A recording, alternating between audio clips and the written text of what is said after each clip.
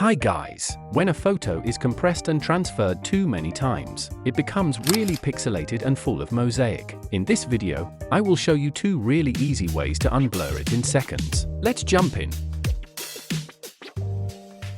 Method 1. AI Marvels for mobile. If you are using iOS or Android devices, it is a good idea to use the AI Marvels app. I will put the official access link in the description. We can simply go to the AI Lab and tap the Oral PS feature. Tap your photo here, then in the dialog box, describe how you want to modify the image, such as remove mosaic from this image without changing the original appearance of the character. Then tap Submit. After a few seconds, we have this brand new image here. Let's take a look at the difference. Everything looks pretty awesome, and the mosaic is removed perfectly, easy and fast. Besides that, there are more trending and viral AI image and video templates inside the app. Feel free to explore it yourself. Method 2. Hit Photopea for PC. If you are a PC user, Hit Photopea is an ideal software to fix the mosaic. Once we open it, what we want to do is click on AI Generator, then click on Image to Image. Next, import your image here. And as we mentioned earlier, write down how you want to modify the image.